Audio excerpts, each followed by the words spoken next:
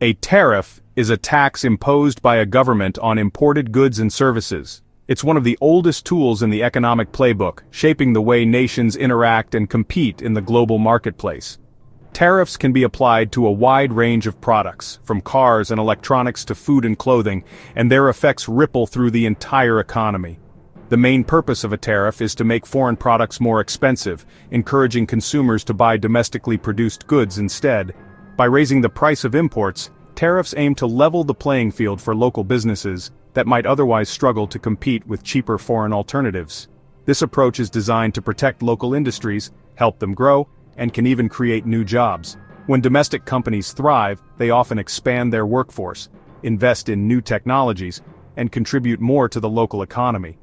Tariffs have been used for centuries to shield industries, generate government revenue, and sometimes to exert political pressure on trading partners. In the past, they played a crucial role in building up national industries and funding public projects. For example, when a tariff is added to a foreign-made car, its price rises, making domestic cars more attractive to buyers. This can shift consumer preferences and boost sales for local automakers. The hope is that this price advantage will boost sales for local manufacturers, support the domestic supply chain, and encourage investment in homegrown industries. Over time, this can strengthen the entire economic ecosystem. However, tariffs can also raise costs for consumers and businesses that rely on imported parts or materials. Higher prices for components can lead to more expensive finished products, affecting affordability and competitiveness. Tariffs may provoke retaliatory measures from other countries, escalating into trade wars that disrupt global commerce. These disputes can impact everything from supply chains to international relations, making trade policy a delicate balancing act. Proponents see tariffs as vital for protecting jobs, national interests, and economic independence. Critics, on the other hand, argue that tariffs distort markets, raise living costs, and can ultimately hurt the very industries they're meant to protect. The impact of tariffs is complex, creating winners and losers across different industries and consumer groups. Some benefit from increased demand, while others face higher costs and reduced competitiveness. This complexity would soon reshape the American automotive landscape, setting the stage for new challenges and opportunities in the years ahead. In early 2025, the Trump administration made a bold and controversial move, announcing a sweeping 25% tariff on all foreign-made cars and automotive parts entering the U.S. This decision sent shockwaves through the global auto industry and immediately became a hot topic in both political and economic circles. The administration's stated goal was clear: make it significantly more expensive for automakers to build vehicles abroad and sell them to Americans, thereby pushing production and investment back to U.S. soil. The hope was to revive domestic manufacturing and create new jobs for American workers. The policy especially targeted vehicles made in Mexico, where American car giants had long relied on lower labor costs, favorable trade agreements, and a tightly integrated supply chain to maximize profits and efficiency. Trump's tariffs aimed to disrupt this deeply interconnected North American supply chain, which had evolved over decades and supported millions of jobs on both sides of the border. The administration also proposed a dramatic 100% tariff on Chinese automakers using Mexico as a backdoor to the U.S. market, seeking to block what it saw as unfair competition and protect American industry from foreign encroachment. The rationale behind these aggressive measures was to restore American manufacturing jobs lost to globalization and to reverse decades of offshoring that had hollowed out communities across the Midwest and beyond. To encourage compliance, the president offered generous tax credits for companies increasing their use of American-made parts, hoping to incentivize a rapid shift in sourcing and production strategies. For companies like GM, which built many of their most profitable trucks in Mexico and Canada, the tariffs threatened their entire business model, forcing them to reconsider where and how they manufactured vehicles for the U.S. market. The era of predictable, globalized production was suddenly over, replaced by uncertainty and the urgent need to adapt to a new, protectionist landscape. Automakers scrambled to calculate the massive costs, rework supply chains, and rethink decades-old operations that had relied on open borders and free trade. Economic nationalism had become the new reality, reshaping the auto industry and setting the stage for a fierce debate over the future of American manufacturing.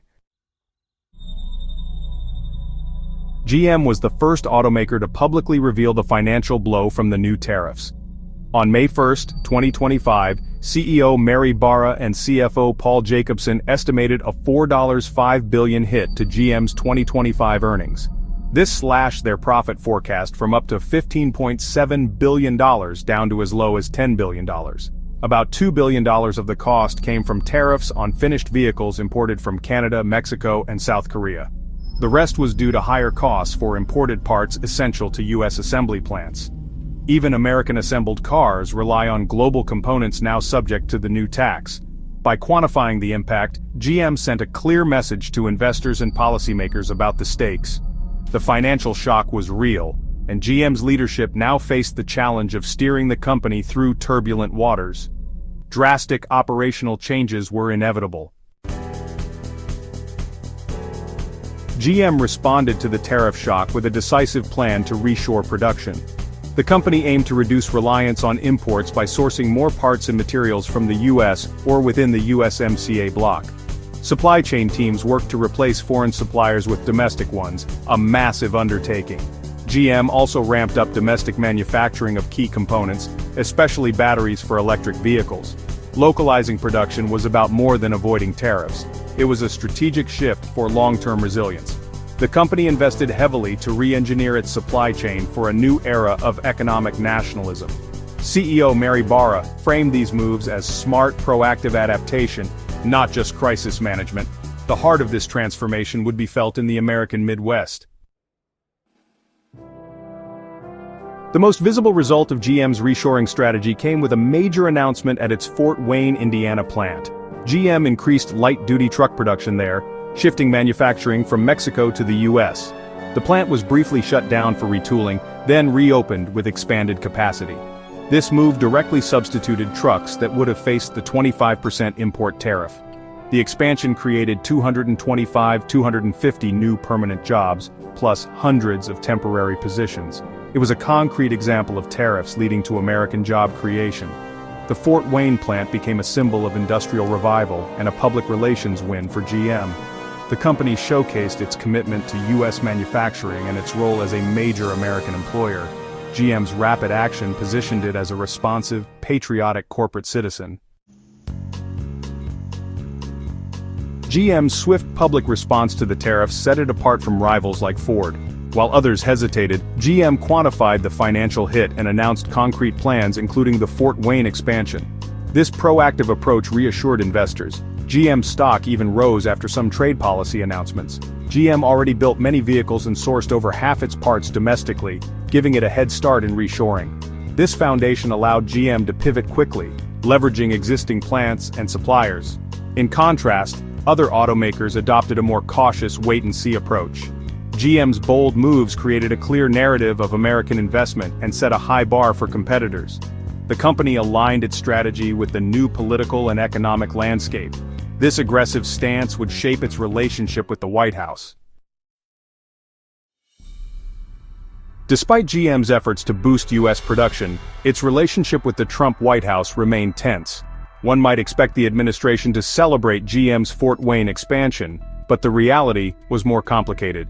In an April 2025 press release, the White House praised foreign automakers for investing in America, but pointedly omitted GM. The snub was glaring, especially as GM was announcing hundreds of new jobs in Indiana. Some speculated the administration was displeased with GM for publicizing the multi-billion-dollar cost of tariffs. Others thought GM wasn't moving fast enough to shift production from Mexico. GM's executives had to walk a political tightrope, publicly supporting the administration's policies while managing the fallout. They framed their actions as smart and necessary, avoiding direct confrontation. The company had to appease the White House, reassure investors, and manage operational upheaval. It was a masterclass in corporate diplomacy. The tariff battle between the Trump administration and GM rippled across the economy. For workers, the Fort Wayne expansion brought new jobs and hope for a manufacturing revival. But the higher costs pressured automakers to cut expenses elsewhere, creating anxiety in the supply chain. Some suppliers faced demands for lower prices, risking squeezed wages or job losses. For consumers, the most direct impact was higher car prices. Tariffs on imported parts could add over $2,000 to a typical vehicle. In the short term, car sales surged as buyers rushed to beat price hikes. But the long-term effect could be dampened demand as cars became more expensive. The policy aimed to protect American industry, but also risked making cars less affordable for consumers. GM's response to the tariffs has set a new course for the American auto industry, signaling a dramatic shift in how cars are built and where companies invest. The company's bold decisions have sent ripples throughout the sector, forcing both industry insiders and the public to reconsider what it means to be American-made. The era of globalized supply chains is giving way to economic nationalism, with domestic investment now a top priority. Automakers are rethinking their strategies, focusing on building more vehicles at home and sourcing parts locally to avoid future trade disruptions. GM's reshoring moves forced competitors to reconsider their own U.S. operations. Suddenly, every major automaker is under pressure to prove their commitment to American jobs and manufacturing, sparking a wave of announcements about new plants and expanded facilities. The future for American auto workers is tied to these investments, but job security depends on automakers staying competitive despite higher costs. Workers are hopeful, but they know that automation and efficiency will play a bigger role than ever before. For consumers, more American-built cars may come at a premium. Shoppers could see higher sticker prices as companies pass along the increased costs of domestic production. The process of reshoring is expensive and slow, and those costs will be passed on.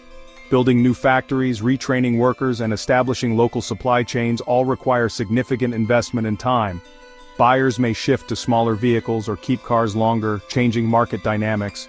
The used car market could see a boost, and automakers may need to adapt their lineups to meet evolving consumer preferences.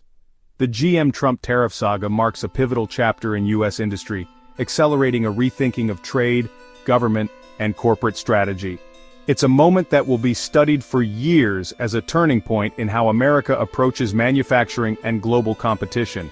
The road ahead will be defined by the tension between global efficiency and national interest. Companies must balance the benefits of international collaboration with the demands of domestic policy and public opinion. The world is watching to see where this new, American-centric path leads, as the choices made today will shape the future of the auto industry for generations to come.